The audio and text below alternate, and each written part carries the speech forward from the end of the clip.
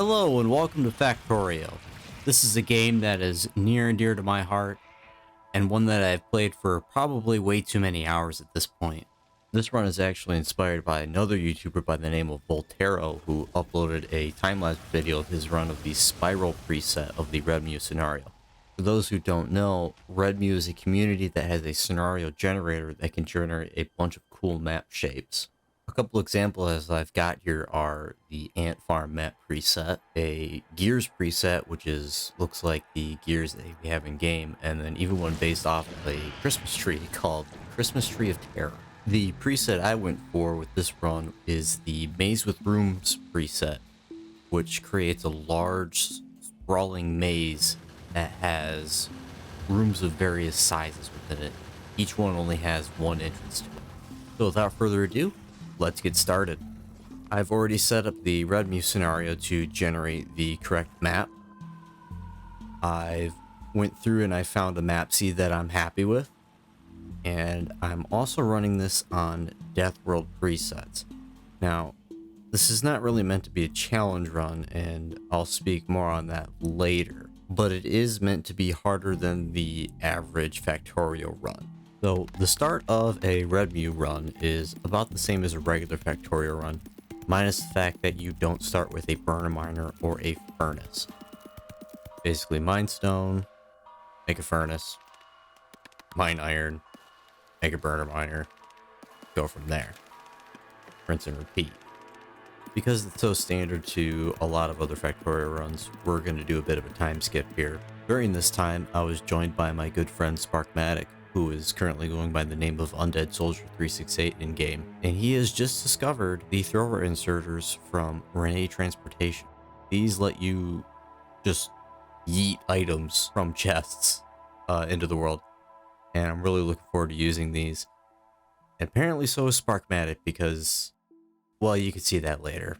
During that time skip, I also lost audio on Factorio, which is actually a blessing, as I'll demonstrate later. Another time skip later, and we're just setting up steam engines so that we can start with research.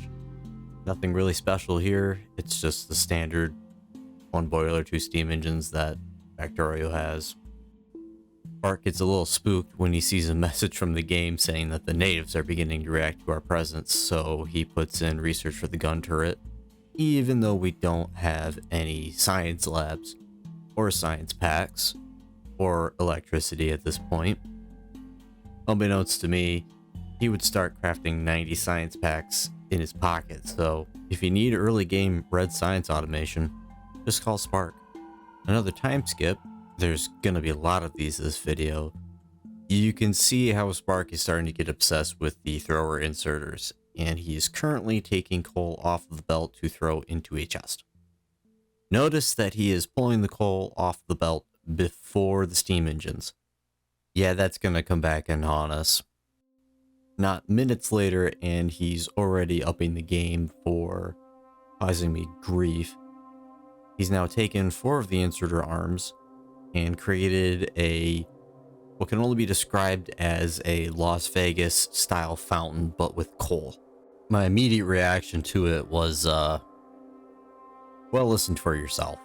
Oh my, why?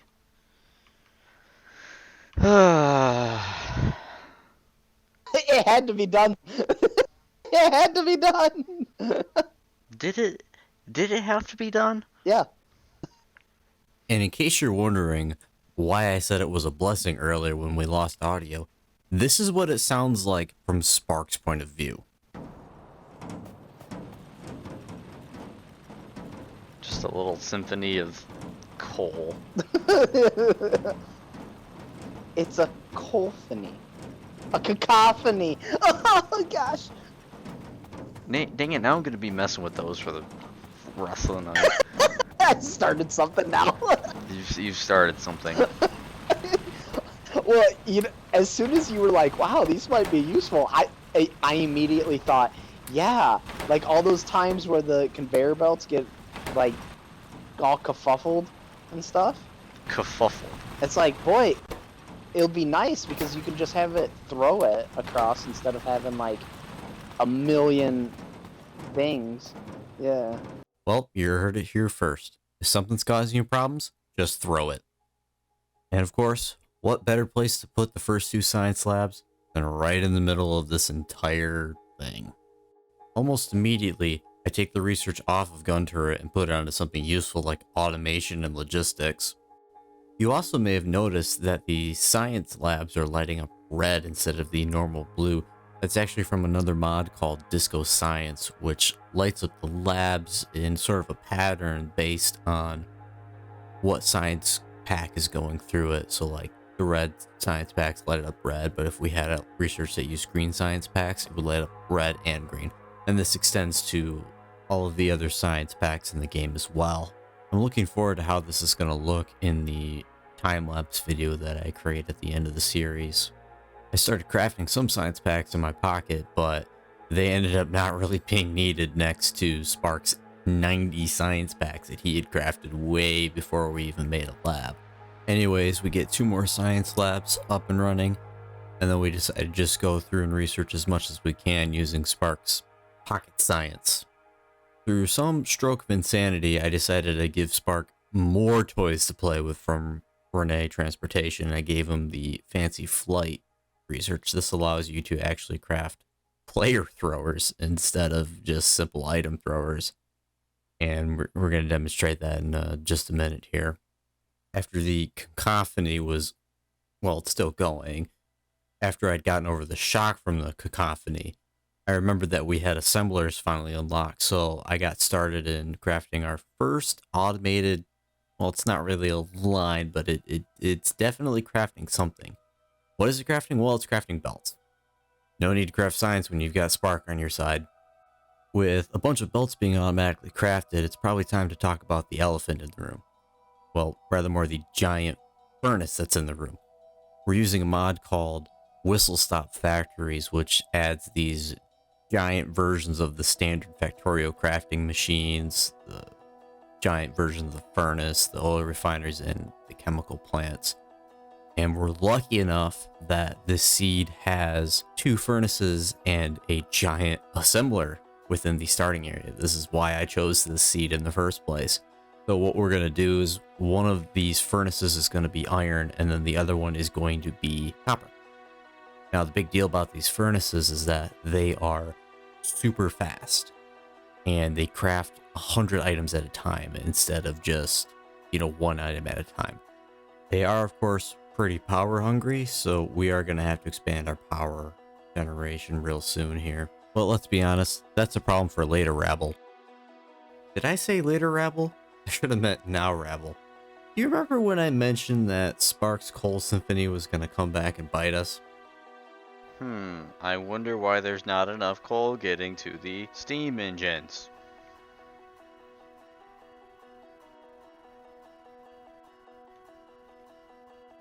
I don't know. Dude, it's grabbing everything off the belt. Oh, that's what it was. Oh, my lord. As you can see here, his thrower inserter is pulling every single piece of coal off of the line before it can even get to the steam engines. Granted, this is just a quick fix.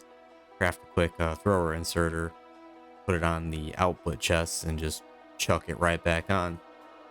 The problem is also the solution sometimes. So now instead of just being a useless fountain of coal, it's now a giant buffer chest. Right now we're getting started on the main bus. I'm getting slightly distracted by the fact that we haven't defended the entrance to our little cubby hole here. We'll get on that soon enough. I spend a little bit of time messing with the player throwers that Spark put down. It's a thing. Spark started falling behind on his red science pack quota, so I went ahead and I automated his job. This is going to be the last piece of automation we have that's not part of the main bus. Nothing super fancy because, again, this is temporary. Although I'm reminded of a phrase that I like to use a lot. Nothing's more permanent than a temporary solution. Anyways, it's a short while later and I think, maybe we should be thinking about defense.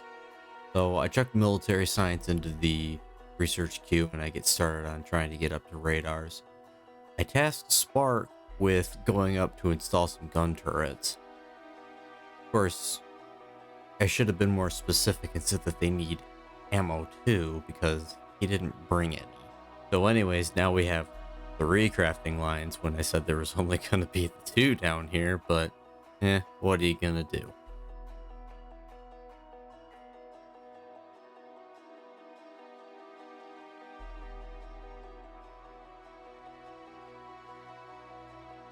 I end up manually delivering some ammo to the turrets just to make sure that they don't get overwhelmed while we're waiting for a line to be put in. Take a quick look around the corner, don't really see anything. Nothing's really attacked us at this point, but this is a Death World scenario, and they will be attacking earlier than normal. I finally get back around to working on the main bus. Here I'm clearing out some stuff so I can put it down. Keep a quick eye on Spark while he's installing the ammo line. I go for a splitter to start off, a belt balancer to start it off with, just because I only have 2 lines coming out of the furnace right now, and I really want them to be spread out between all 4 lines. We're going for a bus that has 4 belt wide lanes with 3 tiles in between each. Some people like to have just 2 tiles so that they can take a underground belt and just run down the length of the lines. I like to have 3 in between just so I have more flexibility with what I do in between the lines. Here I'm setting up a yellow belt crafting matrix. Well, it's not just yellow belts, it's going to be all 3 main belts. But this is going to craft the regular belts, the underground belts, and the splitters for all 3 speeds. Eventually all 3 speeds. We don't have the other 2 unlocked at the moment. This is something that I remember seeing a long time ago that I really don't remember where I attributed it to, but it's just a great little design. I've been using it ever since I've seen it. Basically, you just have 3 gear machines at the bottom, and then you run them up to your 3 machines that are producing underground belts, regular belts, and splitters. You keep the regular belts in the middle and then just feed them over to the underground belts and the splitters. And that really just fixes the entire thing. You don't really need to do much more than this. This will handle you for almost the entire game. It's hard to see in the sped up footage, but everything is running super slow due to a lack of power. It's mostly due to the fact that we only have 2 steam engines right now, and we're trying to run the electric furnace, the giant electric furnace. And it's really causing some big brownouts, so I go ahead and I get started on that. Spark comes along and helps me. Well, tries to help. He doesn't quite remember that only 2 steam engines go to a single boiler, but we get it all sorted out. We end up expanding this thing to a lot bigger than what it was. I think we expanded it by about 8 times here. We also end up expanding the coal miners too to cope with the fact that we have more steam engines. The fountain buffer of coal ends up actually coming in useful here because we don't have to worry about the miners spinning up, or have to wait for the miners to spin up, I should say. We're getting coal right on the belt, right from the fountain. I end up realizing that I can't really see the entrance very well from the map screen, so I popped down a radar. Just so we can really highlight the area. It's not to search out the rest of the maze. We don't really have a need to do that at the moment. I stopped for a minute to admire Spark's solution to getting iron plates to the ammo producers. He just throws them through the air about 4 times, drops them onto a belt, and then throws them on the air another time right into the chest for the ammo makers. It's actually quite brilliant. Good way to cover a lot of long distances with a little bit of inserters.